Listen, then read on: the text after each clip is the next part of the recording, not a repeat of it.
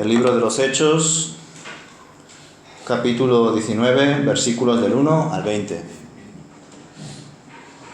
Mientras Apolos estaba en Corinto, Pablo viajó por las regiones del interior hasta que llegó a Éfeso, en la costa, donde encontró a varios creyentes. Les preguntó: ¿recibieron el Espíritu Santo cuando creyeron?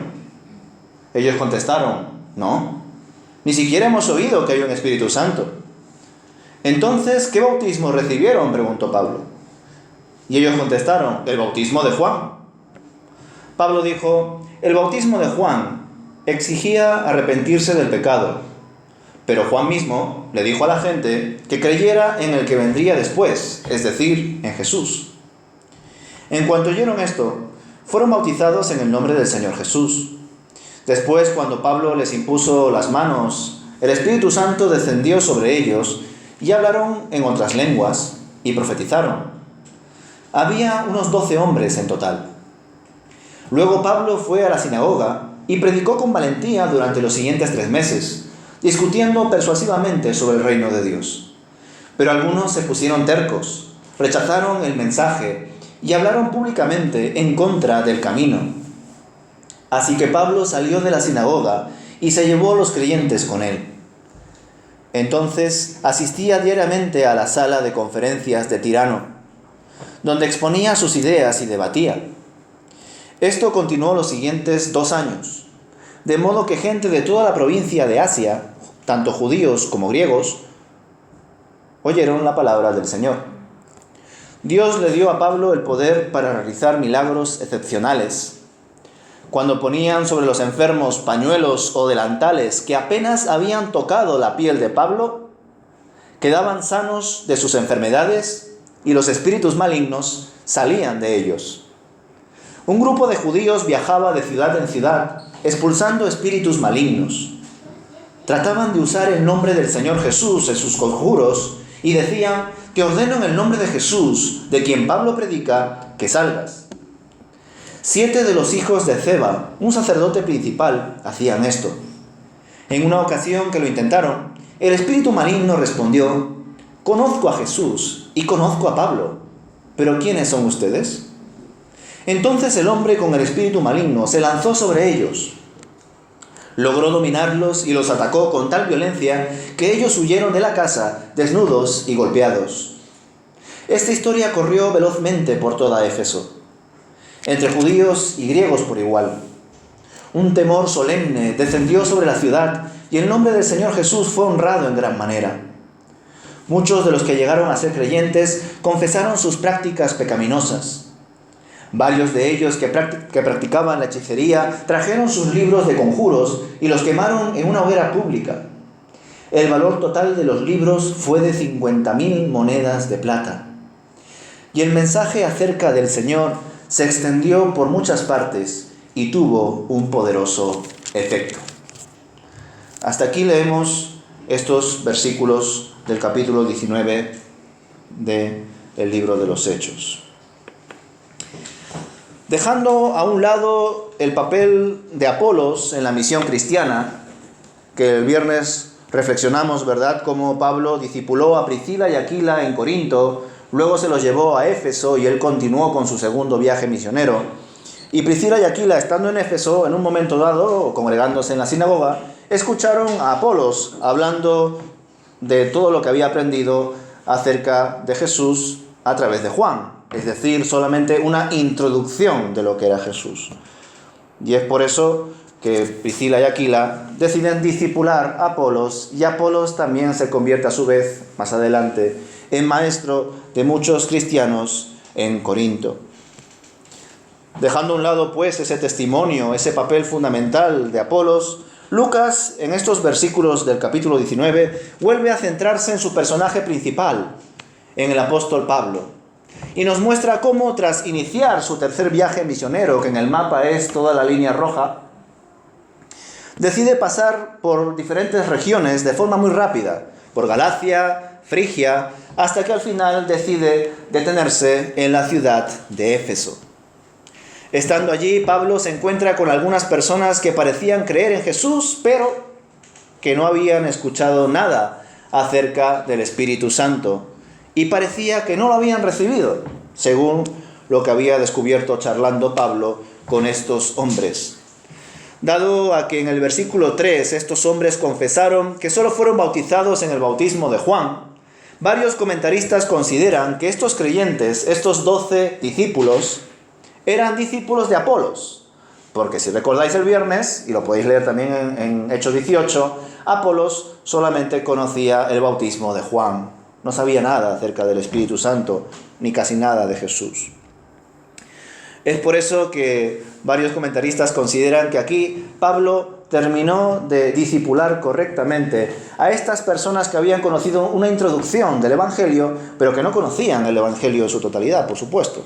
Tenían una visión muy limitada de la fe en Jesús. Estos hombres sí creían, de algún modo podríamos decirlo que sí, pero el problema era que lo que creían no era suficiente. Solo era el mensaje introductorio de Juan. Pablo les predica el Evangelio, les bautiza, y es usado por Dios para que reciban estos 12 hombres el Espíritu Santo, según lo que nos narra Lucas. Y como prueba de su verdadera conversión y de su completa comprensión del Evangelio, nos cuenta el texto que los 12 hombres hablaron en lenguas y profetizaron. Siendo judíos, el haber tenido la habilidad de hablar en lenguas fue de señal para los judíos de la ciudad de Éfeso, abriendo paso para que Pablo comparta el Evangelio en las sinagogas y después en las calles. Primero a los judíos y luego a los gentiles. Ya sabéis que esa metodología misionera de Pablo siempre se repite. Desde luego, cuando pensamos en el caso de estos 12 hombres que creían en Jesús a través de las enseñanzas de Juan el Bautista, vemos que tenían un crecimiento muy limitado. Nos damos cuenta de que esa realidad también es posible hoy en día en nuestra iglesia. Personas que crean de algún modo en Jesús, pero de forma muy escueta, y que por lo tanto no sean capaces de vivir su fe en plenitud. Entre otras cosas porque no tienen al Espíritu Santo. ¿Qué pensáis? ¿Qué evangelio creéis que se está predicando hoy en general en las iglesias? ¿El evangelio verdadero o quizá un evangelio light? ¿Un evangelio descafeinado? ¿Un evangelio 2x1 quizá?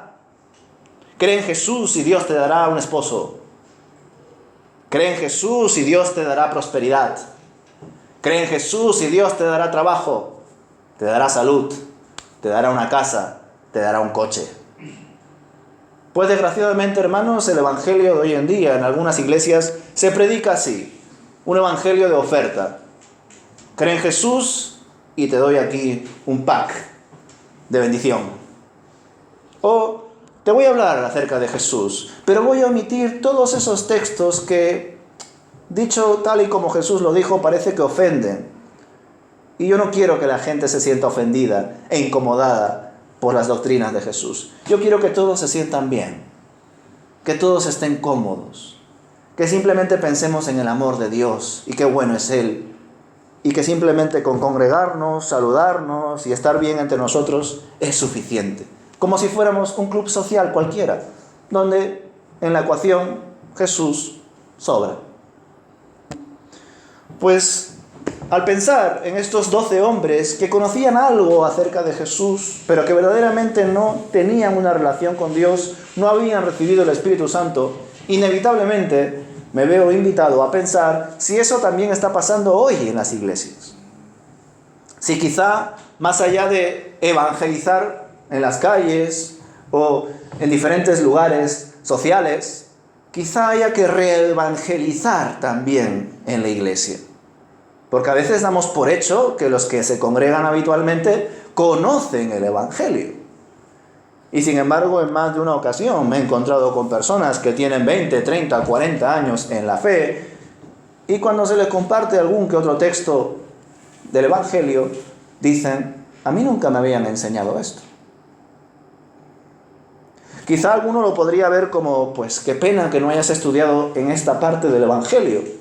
Pero también lo podemos evaluar desde otra óptica. Qué pena que en tu iglesia no se prediquen aspectos tan fundamentales del Evangelio. Por eso me pregunto, ¿habrán hombres, mujeres en iglesias diferentes que dicen creer en Jesús y de algún modo entienden que Jesús es Dios, el Señor, el Salvador, pero que no han indagado en lo que implican todos esos títulos, todas esas realidades de Dios. Pues probablemente sí. Volviendo al texto, leemos que Pablo estuvo durante 3 meses discutiendo con los judíos en la sinagoga de Éfeso. Pero al ver que no querían aceptar a Jesús como el Mesías y que además hablaban mal de la fe cristiana, que aquí se denomina el camino hace referencia al cristianismo, Pablo decide marcharse y predicar en la escuela de un hombre probablemente gentil llamado, según el texto, Tirano. Parece ser que esta escuela tenía un gran alcance, pues Lucas nos comparte que Pablo estuvo allí enseñando durante 2 años. Y muchos habitantes de Asia, tanto judíos como gentiles, escucharon la palabra de Dios a través de esa escuela. Probablemente aquellos que habían sido discipulados por Pablo en esa escuela se habían convertido también en maestros en otros lugares. Acto seguido, Lucas nos confirma que el poder de Dios había dado a Pablo, que Dios había dado a Pablo, era tan notorio que incluso ciertos elementos que habían rozado a Pablo podían ser usados para sanar y echar demonios de muchas personas afectadas. Como que Pablo tenía un poder tan grande que no solamente era capaz de predicar de formas tan profundas, exhortativas, intelectuales, para convencer a las personas de que crean en Jesús, sino que además Dios le había dado poder para hacer prodigios y milagros. Según el texto dice que incluso habían pañuelos y delantales que con solo rozar a Pablo podían sanar a otros. Eso es lo que dice el texto, no me lo estoy inventando yo. ¿Qué pensáis? ¿Nos encontramos ante elementos precursores del agua bendita? Porque el texto dice que delantales y pañuelos que rozaron la piel de Pablo fueron usados para sanar y echar fuera demonios. Ciertamente no es la primera vez que se hace alusión a recursos inanimados que generan sanación. Tenemos el caso, por ejemplo, de la mujer con flujo de sangre, ¿verdad?, que tocó el borde del manto del Señor y fue sanada. Tenemos el caso también de la sombra del apóstol Pedro, Hechos capítulo 5. Pues dice ese texto que muchos hermanos sacaban a los enfermos afuera para que al menos la sombra de Pedro les alcance y fueran sanados y atendidos por el Señor. Es impresionante las formas que tiene Dios de sanar, pero es Dios quien lo hace. Y este es el punto clave.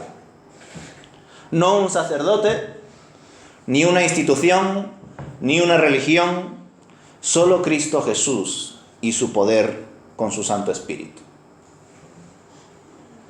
Y es cierto que cuando pensamos en estos detalles interesantes, ¿no? ¿Cómo es posible que un delantal, un pañuelo que haya rozado al apóstol Pablo haya sido utilizado para sanar a personas enfermas y echar fuera demonios a personas que estaban poseídas o influenciadas por el maligno? Qué pena, ¿verdad?, que hoy en día se prefiera adorar o depender de ciertos objetos, ciertas prácticas, en vez de adorar a Dios. El ejemplo más claro, aunque sé que estoy citando algo del Antiguo Testamento, y quizá algunos se acordaréis más de este evento, otros no, fue el asunto del castigo al pueblo de Israel con serpientes, en un momento dado de la historia, por su desobediencia e idolatría. Y como el pueblo estaba tan afligido y supuestamente había aprendido la disciplina, el Señor proveyó de una serpiente de bronce. Todo aquel que fuese mordido por una serpiente, pero que luego vea esa serpiente de bronce que Dios había provisto para dar sanación, iba a ser automáticamente sanado. Y así pasaba. ¿Cuál fue el problema? Que algunos, al ver ese milagro en sus carnes con el prójimo, empezaron a adorar la serpiente de bronce en vez de adorar a Dios. Al igual que hoy en día hay personas que adoran a su pastor, adoran a su iglesia local, adoran elementos que su sacerdote dice, enseña, que son elementos de sanación, de bendición. El agua bendita, por ejemplo, en la iglesia católica. La chaqueta de un predicador, que algunos ya sabéis a cuál me refiero. Y sí, es cierto que Dios puede usar personas y objetos para mostrar su poder en medio de su pueblo. Pero muchas veces nosotros hemos preferido adorar los intermediarios, o como nos ha compartido Mari Carmen, los instrumentos, en vez de adorar al que los usa, que es Dios. Nos quedamos con los medios y no con aquel que está detrás de esa acción. Volviendo de nuevo al texto, versículo 13 en adelante, vemos que en contraste a los milagros y prodigios que realizaba Pablo bajo la dirección del Señor, aparecieron en un momento dado unos exorcistas judíos ambulantes. Es decir, unos hombres que iban de ciudad en ciudad, supuestamente expulsando demonios y seguramente sacando dinero a través de esas acciones de sanación y liberación, practicando ocultismo o brujería, ¿verdad? Dichos exorcistas probaban todo tipo de conjuros para intentar echar fuera los demonios de las personas afligidas. Y en una de esas ocasiones intentaron hacer un conjuro en el nombre de Jesús.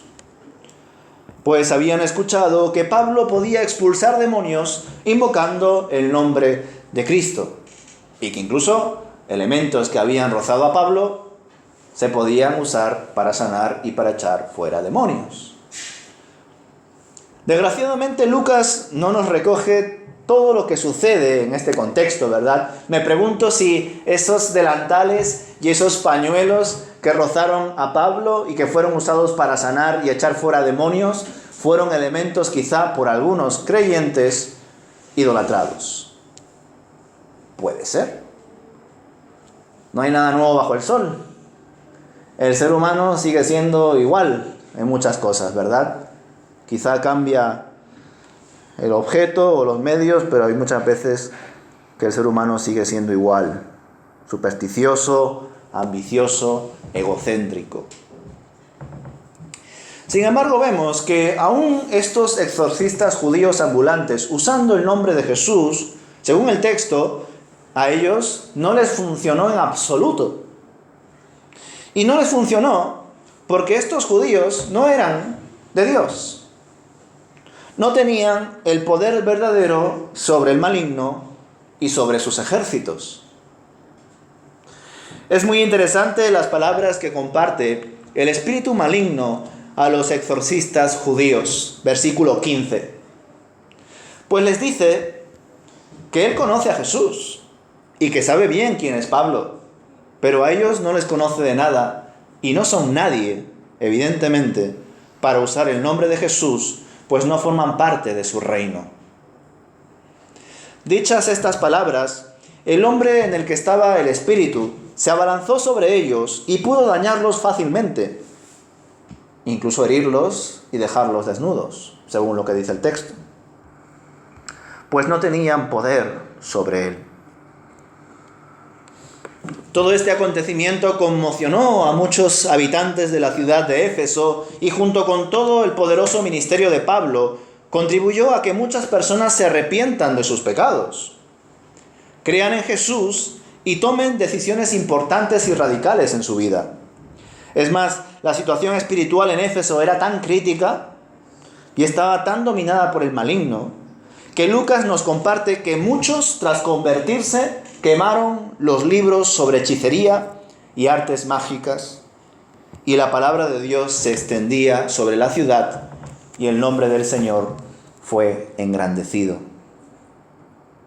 Miles y miles de monedas de plata pudieron obtener, considerando el valor de todos esos libros de brujería y hechicería que tenían muchos habitantes de Éfeso.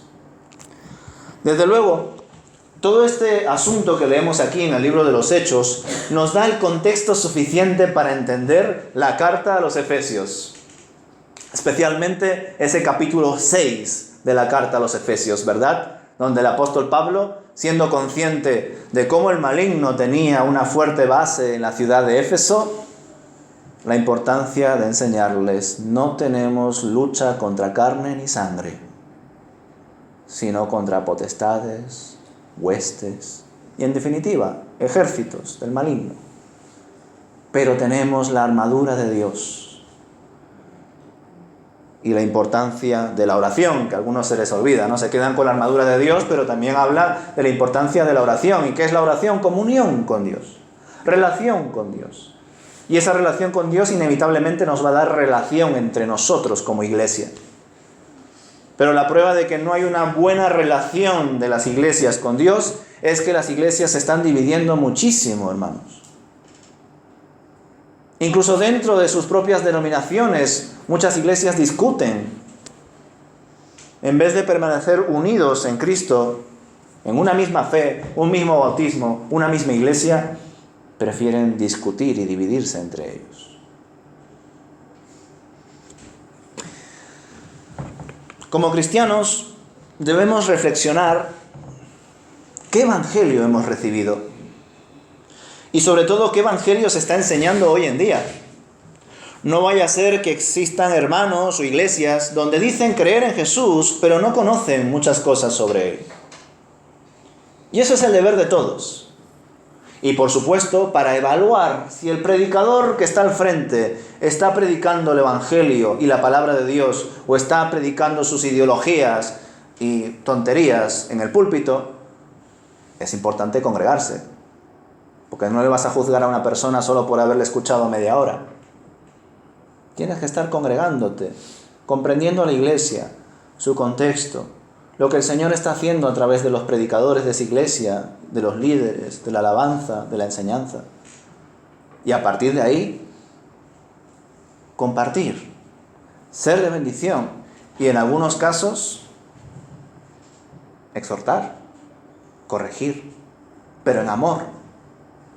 No para dejar en evidencia a los hermanos, sino para crecer juntos, porque somos un solo cuerpo, una sola familia. No podemos, no debemos dividirnos entre nosotros.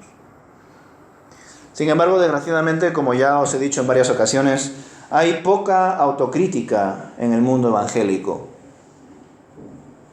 Da igual si el pastor ha dicho una barbaridad, como es el pastor lo aceptamos. No, hermanos, si en algún momento comparto cosas que quizá no están acorde desde vuestra percepción con la palabra de Dios, a mí me encantaría que me lo digáis. Porque creceremos juntos. Porque ningún hombre tiene la verdad. La verdad solamente la tiene el Señor. Y nos la da a todos por su Espíritu. Por eso yo creo firmemente que cuando tomamos decisiones, hay que tomarlas como iglesia, como comunidad.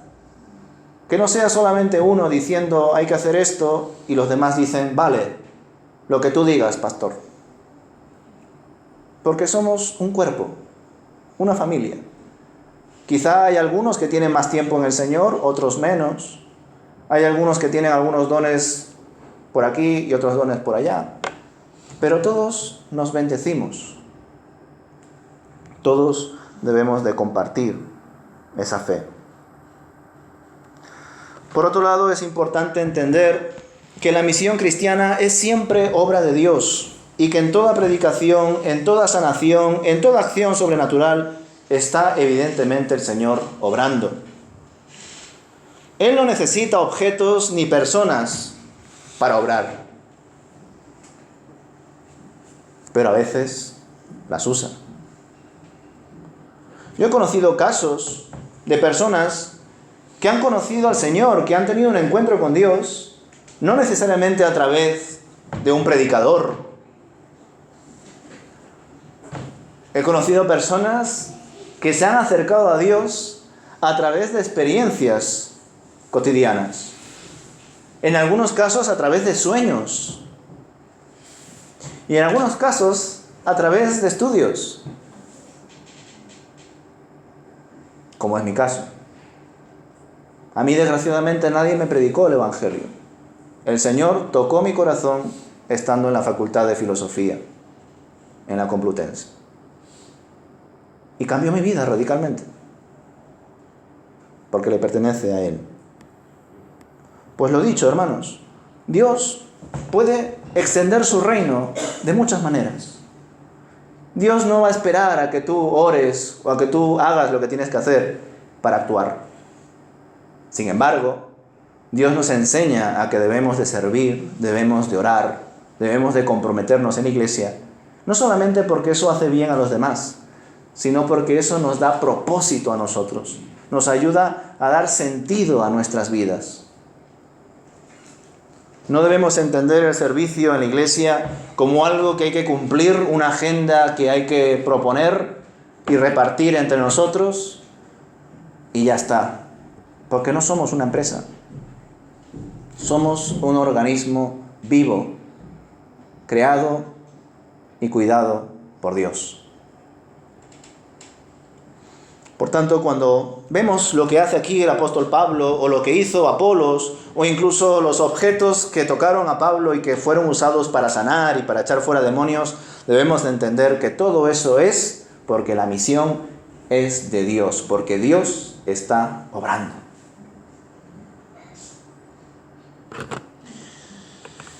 Y por último, no debemos centrarnos en el diablo, pero sí tener presente que es real, que tiene sus influencias. Desgraciadamente hay iglesias y hay creyentes que en cuanto creen en Dios se convierten, se congregan, se van al otro extremo. No quieren saber nada del mundo, no vaya a ser que se contaminen. Y a la hora de consumir diferentes recursos, todo lo que ellos consumen tiene que ser evangélico, tiene que tener el sello evangélico. No vaya a ser que me llene de impureza. Lo estoy diciendo de forma irónica, ¿verdad? Evangélicos que solamente quieren leer la Biblia o libros escritos por cristianos, que solamente quieren escuchar alabanzas cristianas, películas cristianas, todo cristiano. Y eso está mal. Hay otros que por el morbo, por estar filosofando todo el rato sin llegar a nada concreto, se van al otro extremo. Supuestamente aceptan que Jesús es el Señor, pero viven su vida como si no lo fuesen para nada.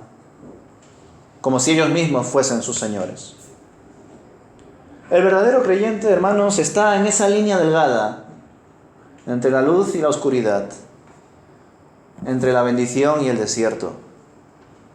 El creyente verdadero no es del mundo, pero está en el mundo, y está en el mundo con un propósito. Y es por eso que como creyentes no podemos obsesionarnos con el maligno, pero tampoco debemos ignorarlo.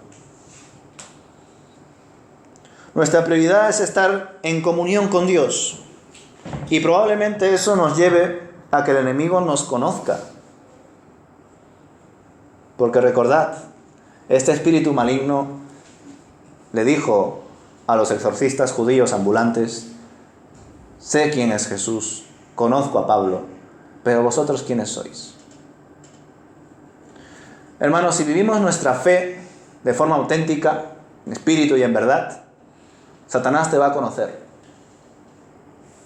Y te va a conocer porque va a intentar atacarte y tú no le vas a dejar, porque te esfuerzas por estar en comunión con Dios. No es nuestro objetivo que Satanás nos conozca. Es una consecuencia de ser un buen creyente. Evidentemente aquí no se recoge todo lo que este espíritu pensaba. Por supuesto que conozco a Pablo, anda que no me ha puesto las cosas difíciles. Está todo el rato compartiendo el evangelio a los judíos y luego a los gentiles. Ha ido por muchos lugares de Asia y también a Europa. Y ha discipulado a muchos que están predicando a otros. Por supuesto que conozco a Pablo. Pues ojalá que los espíritus malignos, Satanás mismo, diga: te conozco, a ti, a ti, y a ti, y a ti, y a ti. Conozco lo que estás haciendo para el Señor y no quiero que lo hagas. Pero no puedo hacerlo porque el Señor está contigo.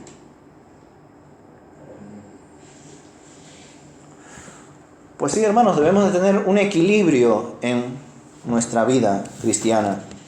Debemos de conocer todas las enseñanzas que se encuentran en las Escrituras, especialmente aquellas que nos muestran la realidad. Que Jesús es el príncipe de paz, que Dios es amor, pero que estamos en una guerra. Que incluso cuando tratemos con familiares, amigos y directamente enemigos, entendamos que son culpables, pero también son víctimas. Porque en esta vida o estás en la luz o estás en la oscuridad.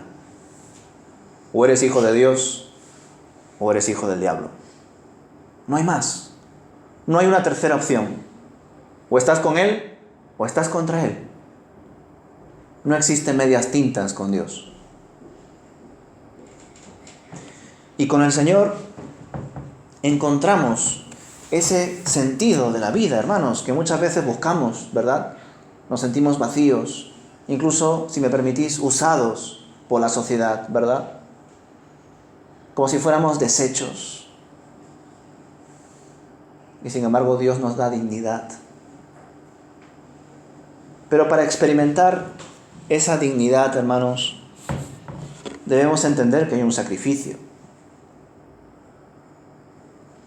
Si pudiese resumir, que por supuesto no se puede hacer, uno de los aspectos fundamentales del Evangelio en una pregunta, sería esta: a la hora de compartirte la buena noticia de que en Jesús hay salvación, de que Él te da una nueva vida, te preguntaría: ¿qué prefieres, hermano? ¿El fuego del Espíritu Santo o el fuego del infierno? Porque esa es la pregunta y no hay otra opción. El fuego del Espíritu Santo te purifica, te cambia. El fuego del infierno te destruye. En ninguno de los dos haces lo que tú quieres. Lo siento. Esa es la conclusión. En ninguno de los dos haces tu voluntad. En esta opción, seguir viviendo como tú quieras, yendo al infierno, tú tienes la ilusión de que haces tu voluntad, pero no la haces. Eres esclavo de tus propios deseos, de tus falsos sueños, que en el mejor de los casos, cumpliéndolos, sería una penitencia para ti. ¿Sabes por qué? Porque ya no tendrías propósito. Anda que no hay casos de personas que han llegado a tener una alta fama, dinero y todo lo que han querido. Algunos mujeres, otros coches, drogas, qué sé yo, cada uno lo que desee. Y cuando han conseguido todo eso, se han preguntado: ¿y ahora qué hago?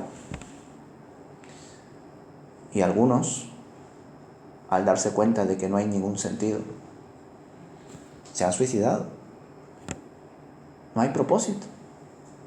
Por eso digo que para aquel que no tiene a Dios, conseguir sus sueños es una maldición. Porque el tener sueños le genera la utopía de que sin Dios puede haber propósito en esta vida.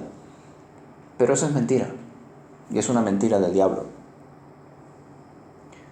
El único propósito de nuestra vida, hermanos, es estar con nuestro Creador. Es volver a la fuente, que es Dios. Porque hemos sido creados a su imagen y semejanza. Nosotros hemos respondido a esa pregunta. Hemos respondido, entiendo, que queremos el fuego del Espíritu Santo.